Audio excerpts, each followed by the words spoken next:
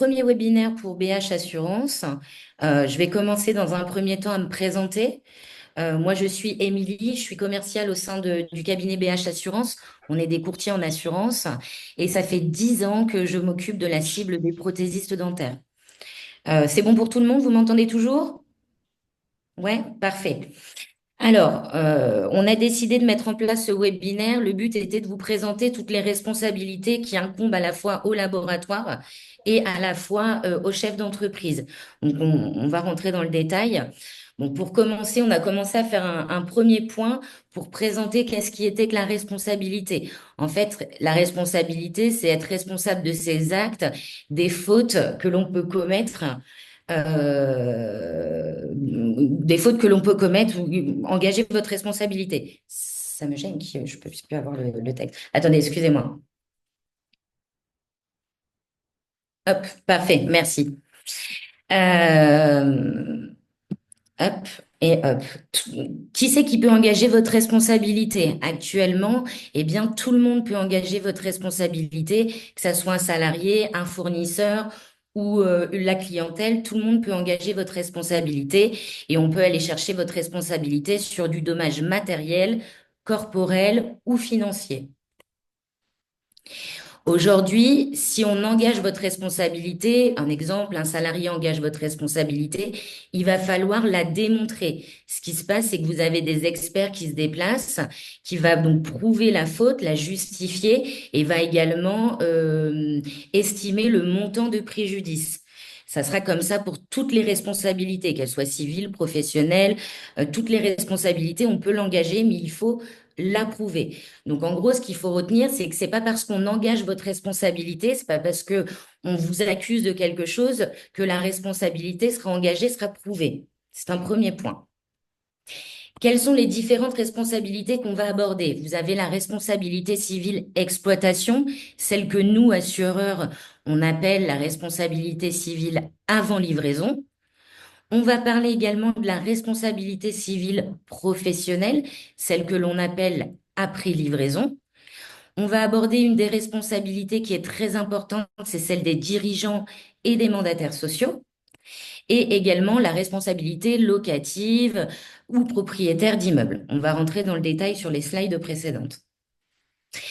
Alors, la responsabilité civile exploitation, celle que moi j'appelle assureur responsabilité avant livraison, à quoi elle sert? Elle sert à protéger l'entreprise de tous les dommages qu'une tierce personne peut se faire au sein de votre laboratoire. Je vous explique. Alors, par tierce personne, ça peut être le salarié, ça peut être un fournisseur, ça peut être également un commercial et ça peut être également le client. Je vais vous donner quelques exemples pour que ça soit un petit peu plus concret. Vous avez un salarié qui contracte ce qu'on appelle la silicose, donc cette maladie professionnelle. Là, on peut engager votre responsabilité civile exploitation. Vous avez également l'exemple, ben tiens, moi qui suis commercial, je viens dans votre laboratoire pour vous démarcher, et puis malheureusement, le sol était mouillé, je tombe, et en tombant, je me fais du mal. Je peux engager votre responsabilité. Et vous avez un autre exemple, vous, le gérant, vous vous déplacez chez un client, et puis en rentrant dans le fameux laboratoire ou chez le dentiste, eh bien, vous prenez les pieds dans le tapis et puis en tombant, vous embarquez le bureau tombe ou la télévision, peu importe. Vous causez un dommage. Donc là, c'est la responsabilité exploitation qui va être engagée. Je rebondis sur le cas de la silicose. La silicose, c'est une des maladies professionnelles, c'est un des problèmes que vous pouvez rencontrer qui a un très très fort impact et qui est le plus commun, le plus fréquent. En effet, la maladie professionnelle, donc la silicose, depuis ces 10 dernières années, c'est ce qui revient le plus et c'est la maladie qui est le plus déclarée dans l'activité de prothésiste dentaire. Il y a une particularité. Dans la responsabilité civile exploitation, il y a une garantie qui s'appelle la faute inexcusable. C'est la garantie faute inexcusable qui va couvrir la maladie professionnelle. Attention, on reprendra tout à l'heure, je soulèverai quelques points, mais la faute inexcusable aujourd'hui, c'est une garantie qui n'est pas toujours couverte dans vos contrats d'assurance. Donc, il faut vraiment mettre un petit laïus sur ça. Je refais un petit rappel pour que ça soit plus clair. La faute inexcusable est une garantie de la responsabilité civile exploitation.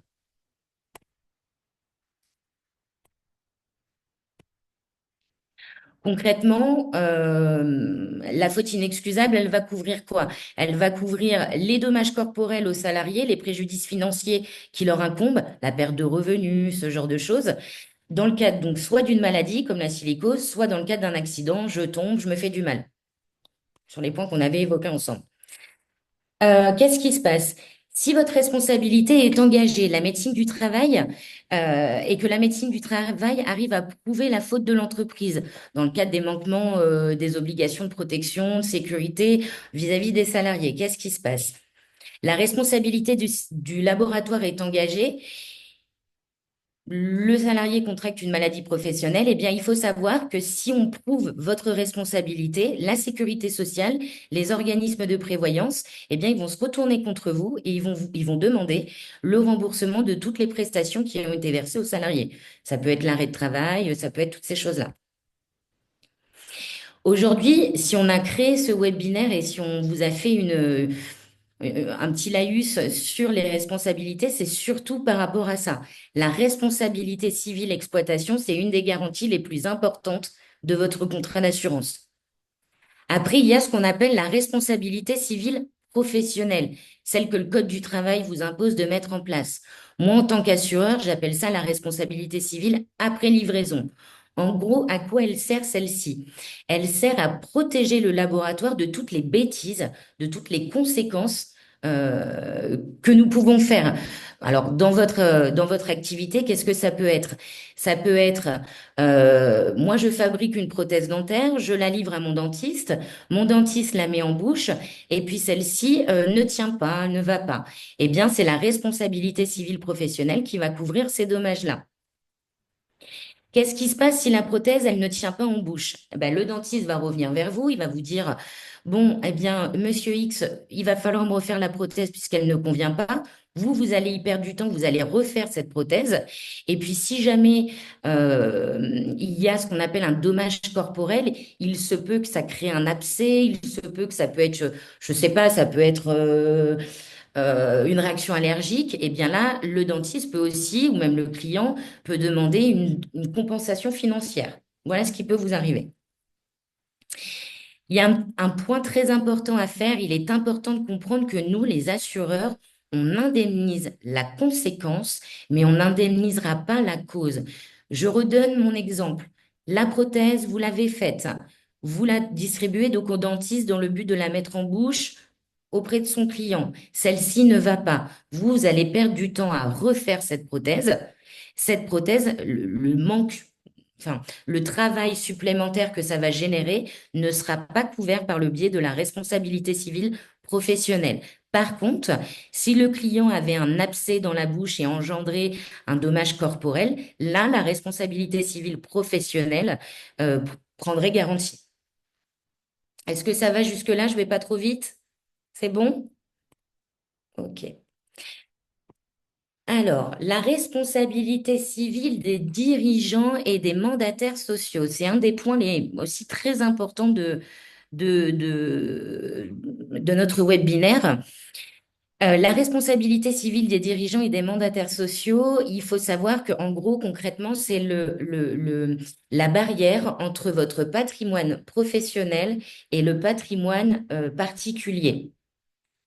De plus en plus d'administrations et surtout les juges, ils font l'indistinction entre l'entreprise, la société, le laboratoire X, et la personne gérante, Monsieur X, gérant du laboratoire X. Je vais vous donner quelques exemples pour que ça soit un peu plus concret. Aujourd'hui, quand vous avez, on va prendre un exemple très concret. Vous faites un investissement d'une machine, vous achetez un four, une usineuse à 80, 100 000 euros. Cet investissement, je pars dans un extrême, hein, je donne un montant comme ça, mais vous faites donc de l'investissement. Le but de de cet investissement, c'est de booster votre chiffre d'affaires, d'augmenter vos ventes. Et au bout d'un an, eh bien, malheureusement, vous vous retrouvez à faire un licenciement économique parce que ben, vous avez fait l'achat d'une grosse machine et puis au final, les ventes n'ont pas forcément été bénéfiques. Donc, il y a un licenciement au bout d'un an. Eh bien, il faut savoir que le salarié peut se retourner contre vous. Enfin, c'est pas vraiment le salarié, c'est l'inspection du travail qui va inciter le salarié ou ses avocats, qui va inciter le salarié à se retourner contre vous. Et voilà ce qui peut être dit. C'est pas le laboratoire qui a fait une faute de gestion, c'est le gérant, monsieur X, du laboratoire X, qui n'a pas tenu ses comptes comme il faut. Il a investi dans une machine et au final, eh bien, je me suis retrouvée en licenciement économique parce que son investissement n'était pas bon. Je vous donne un autre exemple pour que ça soit concret. Il y a un incendie qui commence, qui débute dans un laboratoire. Il y a des dommages corporels, des dommages matériels. Il va y avoir ce qu'on appelle donc une inspection pour vérifier d'où vient l'incendie, qui en est à l'origine. Et là, on s'aperçoit que le chef d'entreprise n'avait pas fait vérifier ses extincteurs depuis plus de 2 ans. Eh bien là, c'est pareil. On peut dire, c'est le gérant de la société, la personne physique qui est responsable, puisqu'il n'a pas mis, il n'a pas fait le nécessaire pour que ces extincteurs, que les moyens de prévention soient à jour pour la sécurité de ses salariés. Un autre cas, celui le plus important, la silicose. Un salarié contracte la silicose dans le laboratoire. Bon, il va être en arrêt de travail, la maladie professionnelle va être déclarée ou pas. Et puis, ben, qu'est-ce qui se passe? Vous allez avoir l'inspection du travail qui va venir dans le laboratoire et puis qui va vérifier que sur le plan de travail, vous avez un système d'aspiration, que des masques sont mis à disposition des salariés. Si jamais ce n'est pas le cas, que une des choses manque, eh bien là, on pourrait dire le chef d'entreprise a manqué à ses obligations, il n'a pas mis en place le nécessaire, les moyens de prévention pour la sécurité des salariés. Malheureusement, c'est comme ça que ça se passe. Et donc, pour couvrir ça, ce qu'il faut mettre, c'est la responsabilité civile des dirigeants, des mandataires sociaux. Puisque dans tous les exemples qu'on a évoqués ensemble, votre responsabilité en tant que personne physique, en fait, c'est vraiment ça, hein. La personne physique peut être responsable des dommages. En gros, il y a des petites questions que vous devriez vous poser pour être sûr, pour ça, enfin, les questions que vous devriez vous poser pour savoir si vous devez ou pas mettre en place ce type de contrat. Aujourd'hui, il faudrait vous poser la question de savoir si votre document unique est bien à jour tous les ans. Et souvent, on répond un non à cette question parce que on le met en place au début et puis on n'est pas toujours très régulier sur le suivi de ça. Après, on va vous demander, est-ce que vous pouvez affirmer qu'il n'y a pas ou plus d'alcool dans votre entreprise? Est-ce que vous en êtes sûr à 100%? Une autre question que vous devriez vous poser, est-ce que vous êtes certain qu'il n'y a pas de harcèlement entre vos collaborateurs? Difficile de répondre à cette question. Êtes-vous certain que les véhicules, soit personnels, soit de la société, qu'utilisent vos collaborateurs, sont correctement entretenus? Si les pneus sont lisses et qu'il y a un accident, on pourra dire, un exemple, ah ben le gérant n'avait pas vérifié, n'avait pas mis en place tous les moyens de sécurité pour protéger le salarié. Concrètement, si vous avez répondu à un non à une de ces questions, le contrat responsabilité civile des dirigeants ou des mandataires sociaux est un contrat important à mettre en place.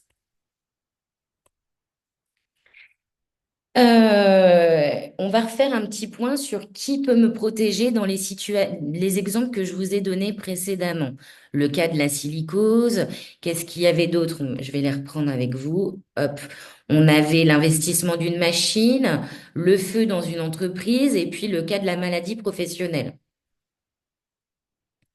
Qu'est-ce qui pourrait couvrir du coup ces dommages? Est-ce que ma responsabilité civile du laboratoire, elle pourrait couvrir un de ces trois exemples? Eh bien non, parce que la responsabilité civile du laboratoire, elle défend la personne morale. Elle défend donc le laboratoire. Elle ne vous défendra pas vous en tant que personne physique.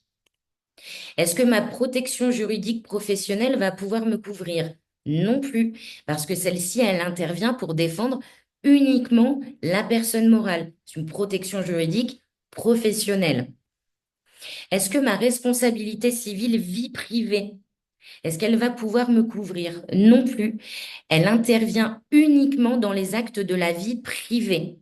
Du coup, tout ce qui est d'ordre professionnel est d'office exclu. Et enfin, est-ce que ma protection juridique privée, à titre perso, est-ce que celle-ci me couvre? Non plus, elle vous couvre pas, puisqu'elle intervient uniquement dans les actes de la vie privée.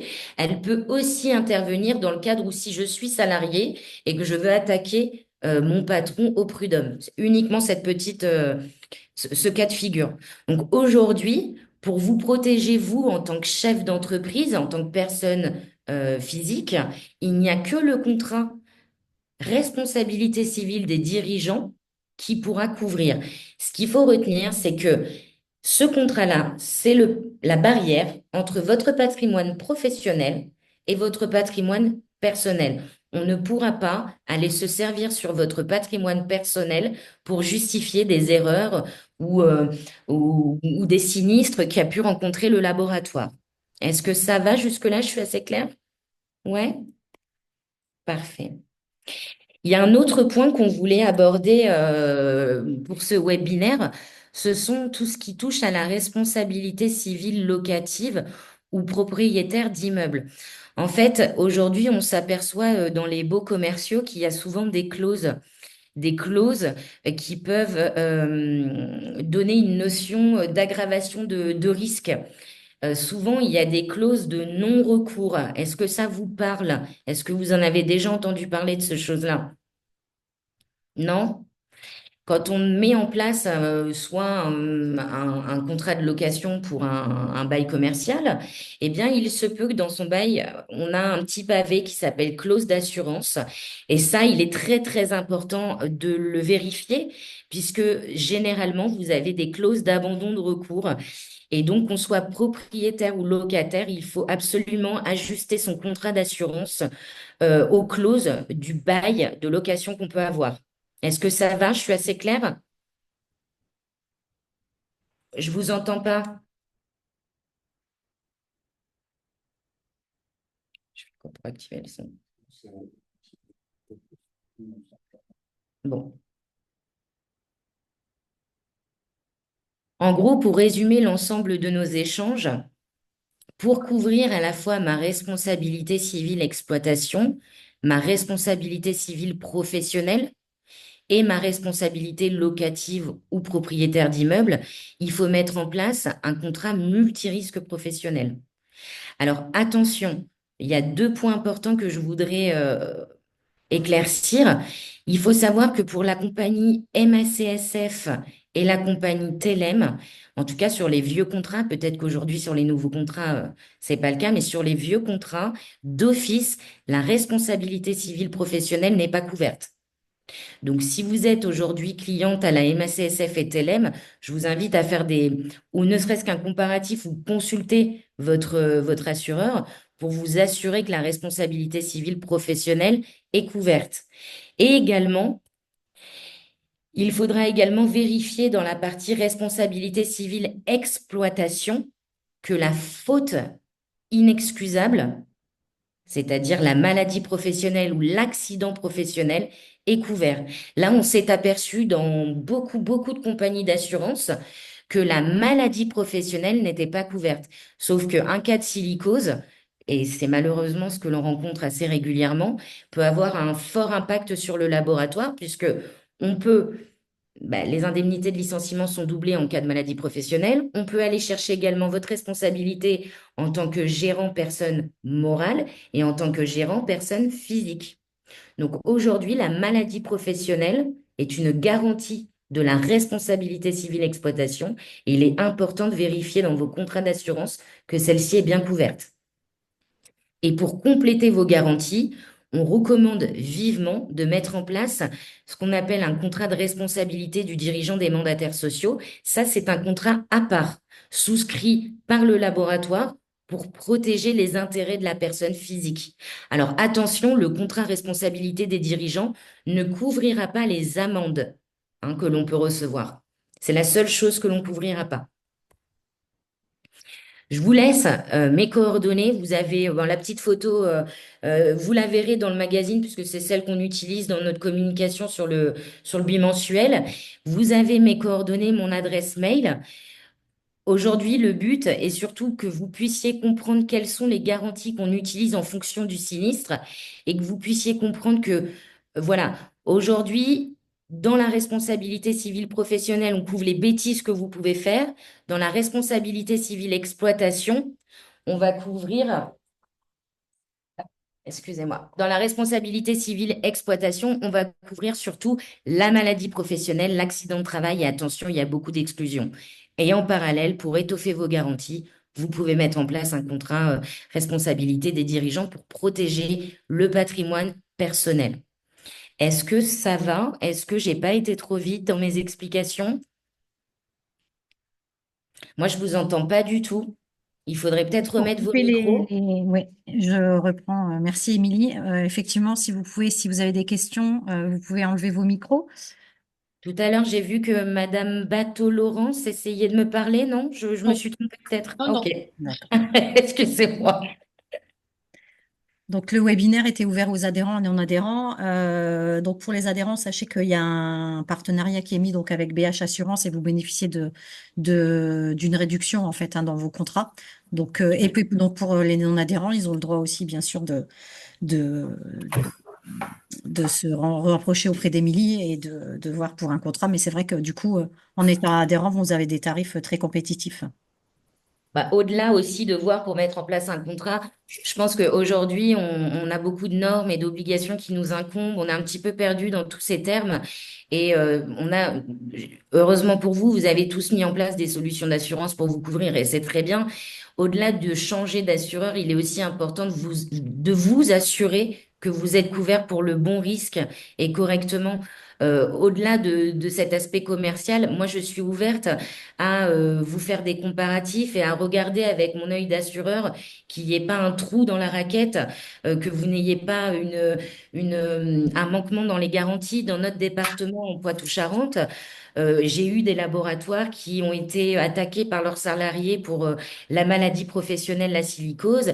Et honnêtement, j'ai des petits laboratoires ça a eu un très très fort impact sur leur trésorerie et ça a mis à mal le laboratoire, alors que voilà, c'est juste une ligne dans un contrat.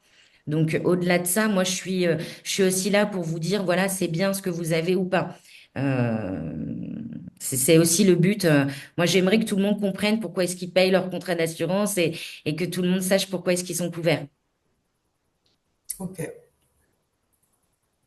Est-ce que vous avez des questions par rapport à ce qu'on vient de voir ou d'autres questions que vous souhaiterez poser? N'hésitez pas, c'est fait pour.